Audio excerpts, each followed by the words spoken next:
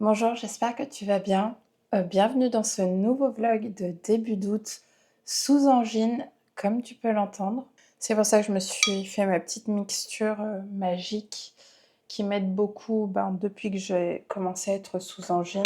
Euh, Si tu veux savoir ce qu'il y a dedans, il y a des choses que t'as pas envie de boire si t'as pas l'habitude. Crois-moi, c'est beaucoup trop violent. Moi, j'y suis habituée, donc dedans, t'as du citron, du gingembre en poudre parce que j'ai pas du frais, du piment de Cayenne, 2 petites gouttes d'huile d'essentiel d'eucalyptus, du jus de citron, une bonne grosse cuillère de miel et un peu d'ail frais et voilà. Voilà, c'est ma petite mixture qui m'aide vraiment à soulager ma gorge.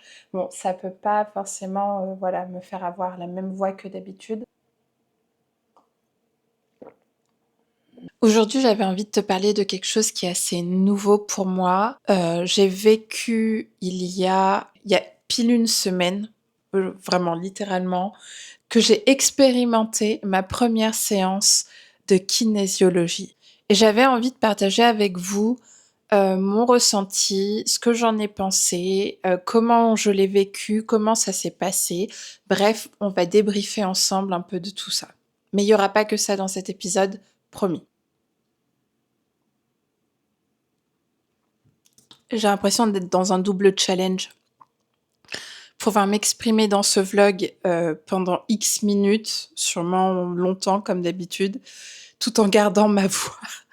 Pour ceux qui ne me connaissent pas forcément bien, je suis quelqu'un qui adore explorer les méthodes non conventionnelles qui m'appellent et qui me font envie euh, concernant la résolution des problèmes psychiques, physiques et énergétiques. Ma première expérience, c'était il y a 3 ans. C'était l'hypnose régressive ésotérique transcendantale avec Anne-Julie et Sylvie. Ça a littéralement changé ma vie. Énormément de réponses dont j'avais besoin.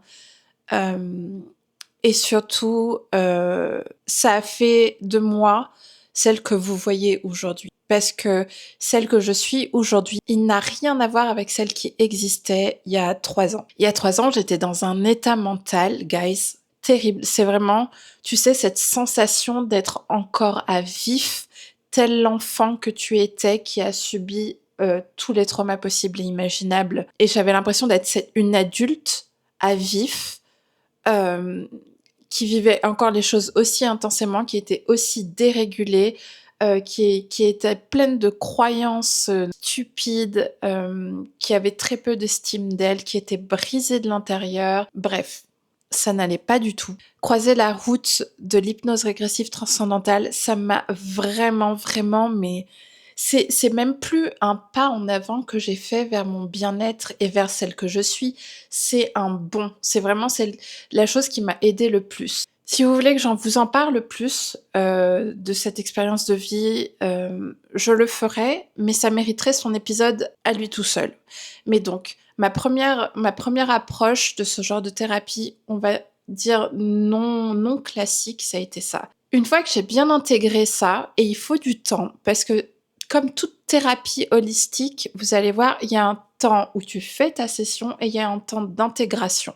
On est un peu habitué à prendre des médicaments et puis après, 1 ou 2 heures après, ben c'est censé aller mieux. Tout ce qui est holistique, ça prend vraiment, vraiment beaucoup plus de temps. Le temps, c'est le médicament de tellement de choses. Et dans un monde où on nous laisse plus vraiment le temps de prendre le temps, où tout est sujet à créer de la dopamine vite, vite, vite, vite, du divertissement, vite, vite, vite, il faut que ce soit dynamique, il faut que ce soit catchy, il faut qu'on retienne votre attention, parce que retenir votre attention, c'est de l'argent pour les autres personnes. Sur les plateformes, sur les réseaux. Donc, on vit dans un monde où tout va très vite et notre cerveau est habitué à ce genre de stimulation. Donc, souvent, ça fait pas envie aux gens quand on dit que telle thérapie va prendre du temps, va prendre des années d'intégration et qu'on verra les changements, peut-être pas tout de suite, peut-être pas dans un mois, peut-être pas dans 2 mois, mais peut-être dans 4 mois, peut-être dans un an. Ça fait pas envie. Et je peux le comprendre, mais si tu es prêt à prendre ce temps vraiment, euh, ça vaut le coup de t'y pencher parce que c'est là où tu vas le plus en apprendre sur toi-même.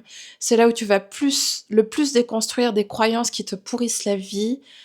qui te bousille le cerveau et tu vas aussi comprendre que c'est super important ce en quoi tu crois et que ça peut vraiment te tirer vers le bas quand c'est pas les bonnes choses. Voilà. Pour en revenir à mes petits moutons, maintenant que cette période-là de ma vie est faite et que je me sens vraiment bien, j'ai mis le doigt sur quelque chose qui n'a rien à voir avec la conscience, mais plus à voir avec le corps. Donc j'écoute vraiment mon intuition, c'est comme mon GPS en fait.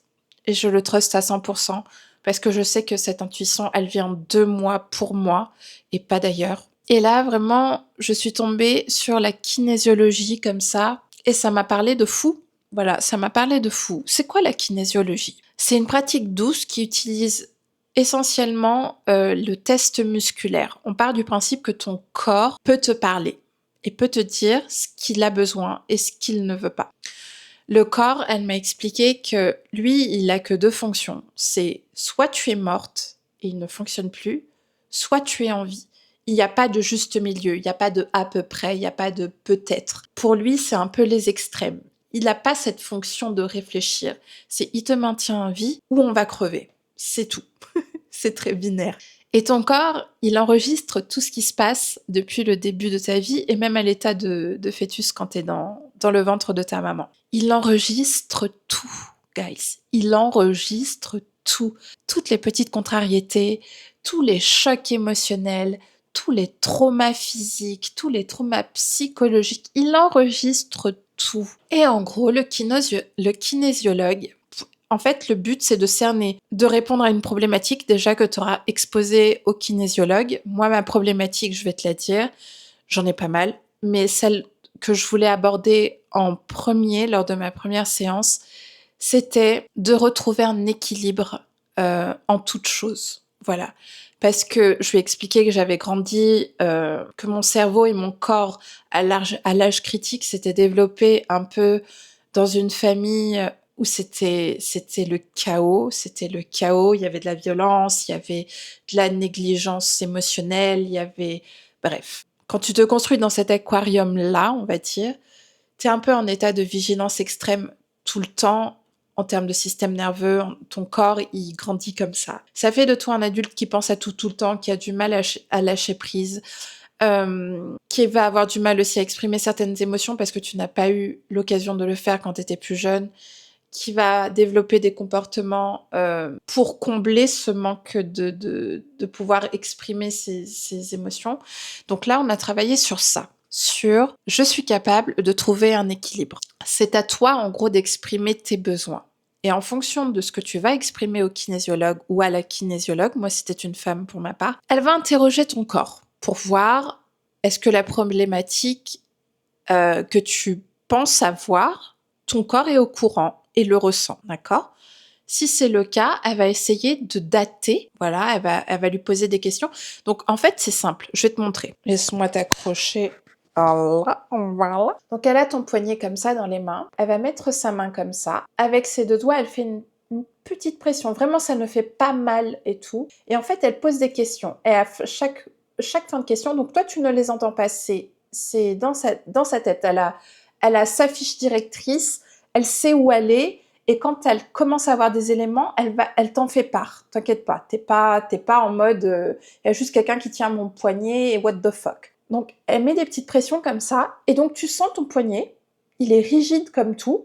Et il y a des moments, avec exactement la même pression, ton poignet, il part. Il s'en va. Il ne veut pas. Il est tout mou. Il n'émet aucune résistance.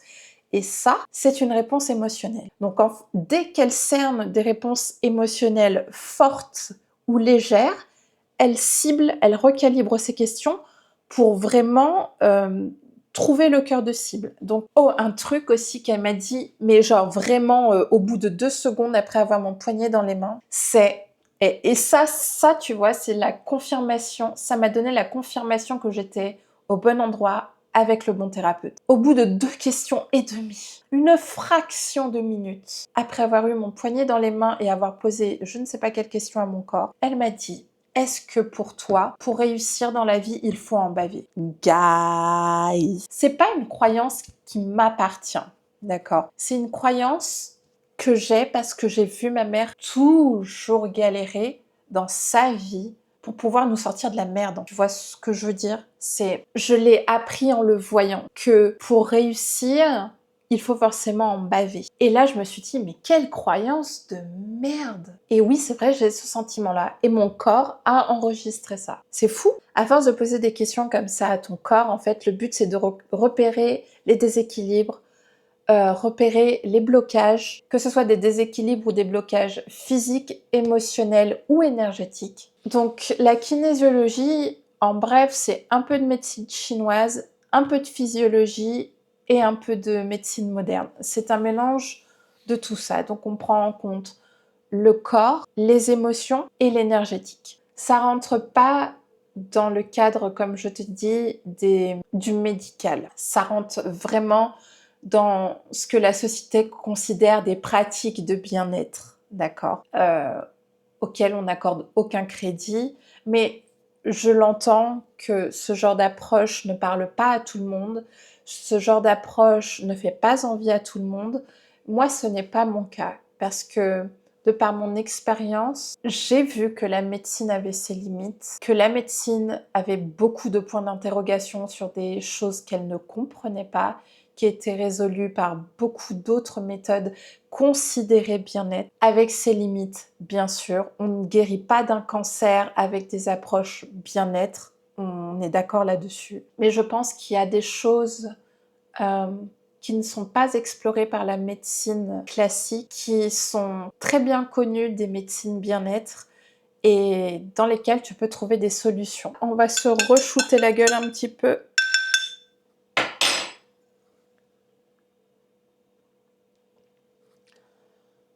Ouh, on n'est pas si locaux que ça en fait. Chaque chose a une raison et sa raison est souvent dans notre histoire. Et quand on le comprend, c'est plus facile de le déconstruire. C'est pour ça que j'aime cette façon d'opérer dans ma vie et pour avancer, pour être un adulte qui se comprend, qui est à chaque step un peu plus équilibré et qui est capable, en comprenant, de déconstruire des choses. Parce que le but de la kinésio, c'est pas de te défaire de tes problèmes. C'est de comprendre tes problèmes et d'après, de repartir sur une base neutre et de montrer à ton corps qu'il existe d'autres options et que ce n'est pas systématique de devoir répondre à cette espèce de crise d'anxiété de ne pas pouvoir exprimer des émotions par de la dopamine, par de la nourriture qui représente pour lui l'amour maternel dont il avait besoin ou dont il a besoin. C'est très profond et il faut être prêt à le faire. Et très sincèrement, j'ai adoré ma première séance. J'ai eu un super bon feeling avec ma thérapeute. Elle était incroyable, incroyable. Et je pense très sincèrement que je vais y retourner avant la fin de l'année. Je me donne le temps de process, de comprendre, de progresser avec tous les outils qu'elle me donne à chaque séance avant de me sentir prête pour une nouvelle séance. Tu vois, c'est pas parce que je veux avancer vite donc je vais prendre des séances tout le temps. J'attends d'être prête et de me sentir prête, comme je me suis sentie prête à faire ma première séance. Un truc hyper important que je veux que tu retiennes pour toute forme de thérapie, que ce soit un psychiatre, un kinésiologue, quelqu'un qui va te faire de l'EMDR, je ne sais pas comment on appelle ces personnes-là. Il faut qu'il y ait un good feeling entre toi et ton thérapeute pour que ça se passe bien. On va dire que le travail se fasse correctement, d'accord? Et ne prenne pas du retard ou peu importe. C'est hyper important. Donc si tu ne sens pas ce feeling avec le premier thérapeute, eh ben, tu vas en voir un deuxième. C'est comme un gynéco en fait. Tu ne te fies pas à la première personne, d'accord? Parce que chaque thérapeute auront une spécialité, une particularité et ça reste des êtres humains. Donc c'est comme tu ne peux pas t'entendre avec tout le monde, un thérapeute, c'est hyper important que tu t'entendes bien, qu'il y ait ce feeling, que vous vous compreniez, d'accord? C'est hyper, hyper important. Donc, à chaque fois que tu choisis un thérapeute, ne le prends pas parce que c'est le seul qui prend rendez-vous, c'est le seul qui est près de chez toi, ou X, Y raison. Ne choisis pas par par défaut ou par dépit. Il faut vraiment que ce soit un acte intentionnel. Je choisis ce thérapeute parce que je sens que ça peut être le bon. Et tu as le droit de te tromper, d'accord? Mais il faut vraiment que ce soit un acte intentionnel et pas un acte par défaut. Genre parce qu'il y a une pénurie, il n'y en a pas et je veux parce que Malvie, elle a dit que c'était bien. Non, on n'utilise jamais ces méthodes-là. Tu es ton plus gros GPS sur cette planète qui existe, que ça concerne les autres êtres humains. Est-ce que tu les sens, est-ce que tu les sens pas? Ça marche pareil avec les médecins, les thérapeutes, les personnes avec qui tu veux partager ta vie, etc., etc. Fais-toi vraiment confiance et pose une intention. Tu vois, comme moi, j'ai cherché ma thérapeute, je voulais vraiment quelqu'un qui comprenne mon hypersensibilité. Je voulais quelqu'un qui comprenne que j'ai besoin de bienveillance et de douceur. Et très sincèrement, j'ai l'impression, avec mes paroles, d'avoir matérialisé cette personne. Toujours, toujours prendre soin quand tu choisis ton thérapeute et ne jamais rester sur une mauvaise expérience parce que, voilà, il en existe plein d'autres et ce serait dommage de passer à côté d'une thérapie qui peut t'apporter énormément dans ta vie. Cette expérience m'a fait réfléchir à une chose très très très très importante et pour ça on va changer d'angle parce que ça mérite. Hop là. Regarde comment tu es loin. Incroyable. Le système nerveux. Est-ce qu'on en parle du système nerveux? Je m'y intéresse depuis qu'on m'en a parlé la première fois et qu'on m'a expliqué son rôle. Et là, je me suis dit, mais c'est comme respirer en fait. Pourquoi on ne nous l'explique pas plus tôt? Pourquoi on ne nous explique pas son importance, son rôle, l'importance de le réguler intentionnellement soi-même? Ça éviterait mais tellement de choses, ça éviterait tellement de problèmes. Le système nerveux, en fait, pour que je te la fasse courte, c'est un peu notre centrale de commande. Il envoie et il reçoit des messages en permanence. C'est lui qui gère notre réaction face au stress, face à comment on va gérer l'ennui, comment on va réussir à se détendre dans les moments où il faut se détendre. Donc si déjà tu es une personne qui a capté que l'ennui c'était problématique à gérer, tu avais besoin de stimulation ou que dans les moments où tu es censé te détendre, bah, tu n'arrives pas à te détendre, par exemple avant de te coucher et tout, c'est un signe que ton système nerveux est surchargé et qu'il faut le réguler. Ma voix est partie un petit peu dans les... Mais écoute, on ne contrôle plus rien ici, tout part à volo. Et quand ton système nerveux, il est déséquilibré, tu es exactement dans ce que je t'expliquais avant, tu es en état d'hypervigilance tout le temps. Tu vois le rapport avec tout ce que je te disais avant? Et être en état d'hypervigilance, c'est épuisant, physiquement et mentalement. Est-ce que tu as déjà eu cette sensation d'être épuisé, mais vraiment épuisé au fond du trou, mais tu sens que c'est pas de la fatigue physique? Je sais que tu sais, et c'est exactement de ça qu'on parle. Quand tu régules ton système nerveux, c'est beaucoup plus simple de passer de l'état d'action à l'état de repos. Quand tu sens que tu n'arrives pas à passer de l'un à l'autre facilement, que ton mental il est là, il carbure, il pense, il prévoit, il fait ses to-do list et ça, est-ce que j'ai pensé à ça? C'est que ton système nerveux, il a besoin d'amour, il a besoin d'être régulé. Et le système nerveux, je vais te le dire maintenant et je vais te le dire clairement, ça se régule tous les jours. Mais genre, tous les jours tu en as besoin. Parce que si tu prends l'habitude dès maintenant, c'est comme respirer en fait. Tu vas comprendre que tu ne peux plus vivre sans. C'est un truc que tu ressens au quotidien. Vraiment. Et ça t'évite de partir dans des crises de pleurs, des crises de nerfs, des crises d'angoisse.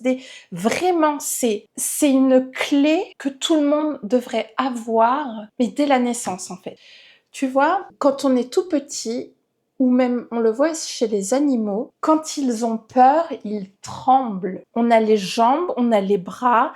C'est un instinct de survie pour réguler cette émotion. On tremble quand on a peur, sauf qu'on a appris à suppresser cet instinct de régulation. Tu verras, je vais te montrer 3 façons de réguler son système nerveux et l'une d'elles est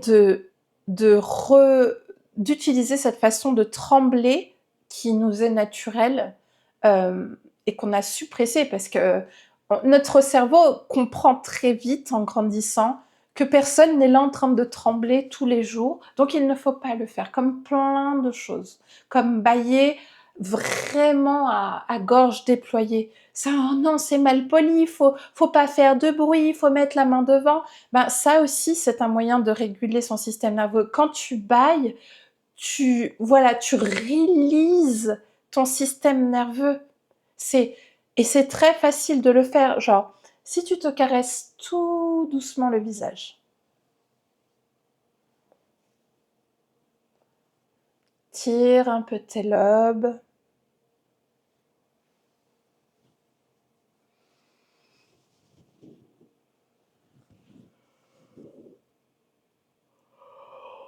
dans notre vie de con d'humain, on nous apprend à suppresser tout ça. On ne tremble plus, on ne bâille plus quand on a envie de bâiller, ou on suppresse. Moi, ça m'est déjà arrivé au travail d'avaler un bâillement. Tu sais ce que c'est avaler un bâillement? C'est se retenir comme ça, comme un con, et avoir une petite larme qui coule. Ça t'est déjà arrivé? Moi, je l'ai fait des millions de fois au travail.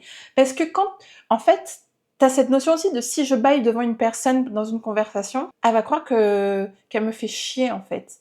Tu vois, donc il y a trop d'infos contradictoires qui te donnent envie en fait de suppresser ces besoins naturels et vraiment importants et qui t'aident à te retrouver beaucoup plus de calme, beaucoup plus d'énergie et à te détendre beaucoup plus facilement. Et une meilleure santé globale, ne l'oublions pas, je vous en supplie. Donc passons dans le vif du sujet, comment on fait pour réguler son système nerveux?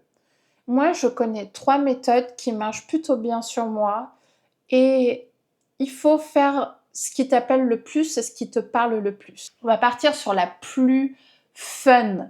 La plus fun, c'est tu mets ta musique, tu te mets ta playlist parce qu'on va partir sur le temps d'une playlist et tu vas t'écouter. Tu mets ta playlist de musique préférée. Tu mets ton casque ou tu mets tes baffes à 1000, d'accord? Le but, c'est de ressentir la musique. Et le but, c'est pas de te taper la meilleure chorégraphie de danse avec les stars. Le but, c'est de shake ton body. Je vais te montrer. Et bien sûr, dans cette notion de relâcher son corps, il faut que tu te sentes dans une bulle safe pour le faire. Encore une fois, on n'est pas à Danse avec les stars. Ici, on relâche le système nerveux. Donc, tu as ta musique, tu es là, tu es bien. Juste, tu te mets sur la pointe des pieds et tu tapes les talons, tout doucement. Rien que ça, là, juste en faisant ça, t'actives déjà le drainage de ton système lymphatique, t'actives ton corps et ton système nerveux. Rien que ça. Ensuite, tu peux faire pareil avec les bras et tu bouges. Tu peux bouger les hanches, beaucoup d'émotions aussi dans les hanches. Et tu bouges. À un moment donné, tu peux partir en freestyle parce que ton corps et ton instinct va reprendre le dessus et tu vas... Voilà. Mais ça ne regarde que toi. C'est ta façon de t'exprimer, c'est ta façon de release tout ce que ton système nerveux, il a emmagasiné en émotions, en trauma, du jour, de la semaine, du mois, d'il y a des années en arrière. Surtout si tu ne l'as jamais fait avant, ça risque de te surprendre. Je fais des trucs par 36 degrés, c'est inhumain, je vous jure. Je vous aime vraiment d'amour. Je veux vraiment que vous régulez votre système nerveux. Je me donne en eau pour vous, là. C'est trop, c'est trop. Le deuxième truc, c'est la cohérence cardiaque. La cohérence cardiaque, c'est inspirer sur 5 secondes, expirer sur 5 secondes. Tu n'as pas besoin de compter dans ta tête, tu tapes cohérence cardiaque, respiration cohérence cardiaque sur YouTube, tu trouveras 1 milliard de vidéos. Et il n'y a pas besoin de le faire pendant 17 ans, 17 heures, 4 jours, 24 nuits, on s'en fout. 5 minutes, ça suffit. 5 minutes où tu es juste là avec toi-même, tu prends ces 5 minutes pour toi et t'inspires. Et t'expires.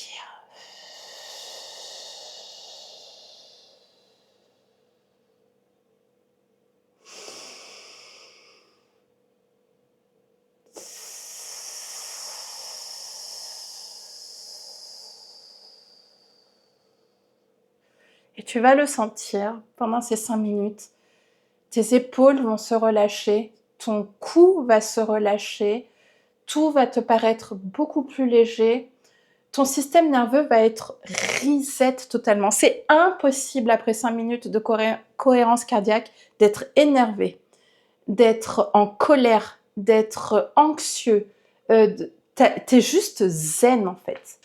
La troisième méthode, c'est celle que je fais le plus parce que pour moi, c'est celle que je maîtrise le mieux, je pense. C'est celle qui demande le moins d'espace, le moins d'organisation. Tu peux le faire dans le lit. Moi, j'aime bien le faire allongé sur mon tapis de sport. Il faut de l'espace autour de toi pour pas te blesser. Cette méthode, ça s'appelle le TRE, Tension and Trauma Releasing. En gros, en français, on parle plutôt de libération des tensions et des traumatismes. D'accord? Et c'est une méthode qui est très utilisée sur les militaires. Ça a été développé d'ailleurs par un médecin qui travaillait en zone de guerre, qui s'appelle David Berceli. Ce médecin, il a observé que dans ce contexte-là de zone de guerre, on avait beau suppresser dans la vie de tous les jours, quand tu vas faire tes courses ou quoi, dans la vie de tous les jours, on arrive à suppresser ce tremblement. Mais qu'en zone de guerre, quand ta vie est en jeu, il a observé que le naturel reprenait le dessus, en fait. Quand ta vie est en jeu et que tu vois des choses horribles, les corps tremblaient. Et les corps tremblent pas parce qu'ils ont peur, mais parce que c'est un système naturel du corps de process les émotions, la peur, le stress et l'anxiété. D'accord? Ton corps tremble. C'est quelque chose de naturel. Et on le voit aussi chez les animaux. Quand ils ont peur, ils tremblent. C'est un moyen de relâcher l'énergie de cette émotion qui s'accumule très vite d'un coup. D'accord? C'est un moyen de le réguler. Donc le TRE, c'est provoquer volontairement ces tremblements qu'on n'a pas laissé s'exprimer depuis. D'accord? Donc c'est très impressionnant. C'est pas quelque chose où souvent quand on regarde du TRE, on se dit bah non, en fait c'est les gens qui tremblent, c'est les gens qui font ça. C'est les gens qui font ça. Et ben non, en fait, c'est ça qui est très surprenant et qui peut faire un peu peur, c'est que tu vas mettre ton corps dans une posture qui va lui donner envie de trembler. Et au bout d'un moment, tu vas te relâcher et tu vas laisser le corps continuer. Et là, ça peut aller très loin. Ça peut aller très loin. Tu as les pieds, les bras, la tête, la colonne vertébrale, le ventre, beaucoup les hanches. Chez les femmes, beaucoup les hanches. Si tu savais le nombre d'émotions qu'on suppresse dans les hanches, c'est complètement dingo.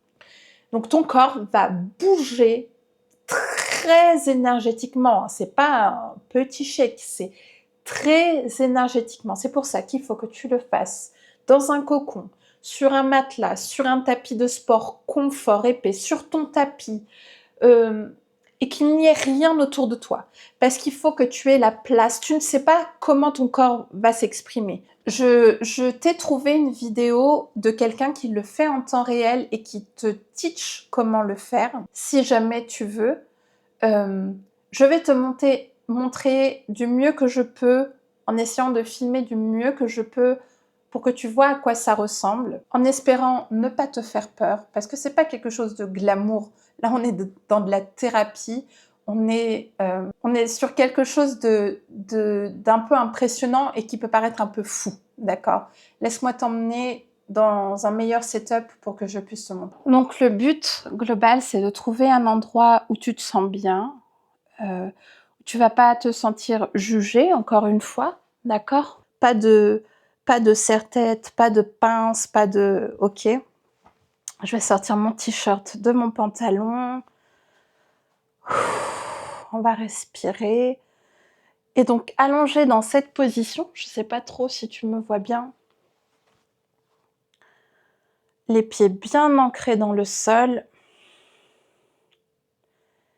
Et détendus le plus possible. Je vais lever le bassin pour mettre les psoas en tension, en fait.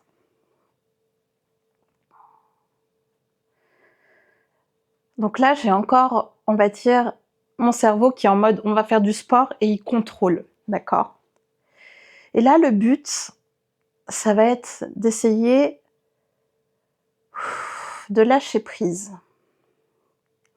Et là, je sais pas si tu le vois, mais mon bassin commence déjà à bouger tout seul. C'est pas moi.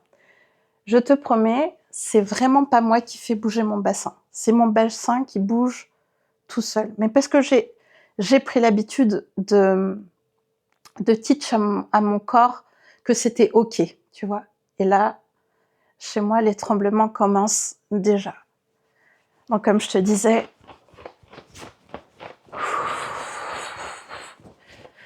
beaucoup les hanches.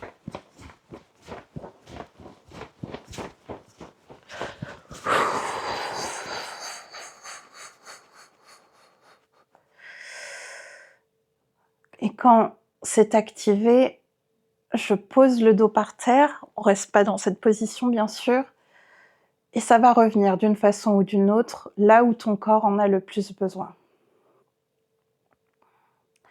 Ce que tu peux faire aussi, c'est joindre tes deux pieds et descendre les genoux, vraiment tout doucement jusqu'au sol, en ayant bien la plante des pieds qui se touche, un peu comme un papillon. Voilà, et tout doucement, tu vas remonter les genoux jusqu'à que il y ait des tremblements qui se fassent. Et tu vas laisser comme une vague, en fait, ce tremblement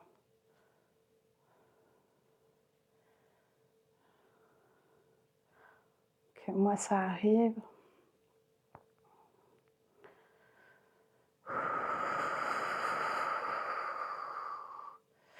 Encore une fois, c'est pas moi, c'est pas intentionnel. C'est vraiment des mouvements naturels de mon corps que je ne contrôle pas.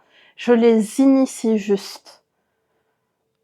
Je le mets en condition pour que ça se produise. Moi, j'aime bien des fois relever le bassin parce que ça me permet de passer l'énergie du bas du corps jusqu'en haut.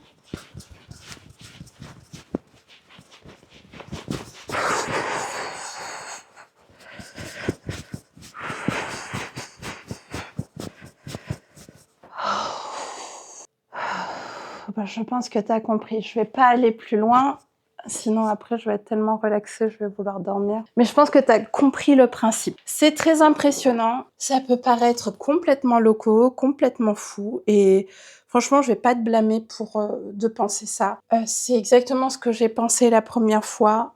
Et une fois que j'ai compris le principe, que je l'ai testé et que je l'ai pratiqué régulièrement, je me suis dit, ok, en fait, c'est pas loco, c'est juste logique de fou. Et c'est très impressionnant de voir ton corps s'exprimer. Ça, je l'entends et ça peut faire peur. Mais dis-toi juste que ton corps a besoin de ce moment-là, en fait, pour relâcher tout ce qu'il n'a pas pu exprimer. De la peur, de l'angoisse, du stress. Et ça peut dater, si t'as pas donné l'occasion, en fait, à ton corps de le faire quand il t'est arrivé à 3 ans, à 4 ans, à 5 ans, à 18 ans, des choses très traumatiques et éprouvantes pour ton corps, il va profiter de ça. Donc ça peut être très rapide, très intense et fais-toi confiance. De toute façon, tu es conscient quand ça arrive, tu peux pleurer, tu peux avoir envie de crier, c'est normal. Ça aussi, c'est des moyens de release des choses que tu n'as pas pu faire à certains moments de ta vie. Moi, souvent, j'ai pleuré, très souvent. Souvent, tu peux avoir envie de te dire des choses que tu avais besoin d'entendre. Moi, par exemple, ça a été souvent tu es en sécurité, tu es aimé et tout va bien. Voilà, des choses que j'avais besoin d'entendre dans le chaos de mon début de vie. C'est des choses qui me viennent naturellement et que je me répète et qui autorisent mon corps à purger en fait tout ce chaos qu'il a vécu avec moi dans cette période de ma vie. Donc voilà. Donc j'espère que voilà, j'ai pas trop paru bobo, hippie, faux folle, que ça parlera aux gens, que ça vous donnera la curiosité et l'envie d'explorer ces façons de réguler son système nerveux et que vous arriverez à trouver dans une des méthodes ou plusieurs des méthodes que je vous ai données qui marchent pour moi et que j'adore, que je trouve plutôt facile à mettre en place bien sûr, quand tu as un cadre safe, voilà, que tu dois pas forcément t'isoler à la maison pour pouvoir le faire, de le faire tout simplement et d'observer la réponse de ton corps et surtout de comment tu te sens après. Parce que sur toutes ces méthodes-là que je viens de te dire, tu vas le sentir après. C'est un reset total. Tu vois, quand tu t'observes la mer avec les grosses vagues et qu'à un moment donné, c'est calme, l'eau est calme, il n'y a plus de mouvement, bah, tu te sens intérieurement, tu te sens vraiment comme ça.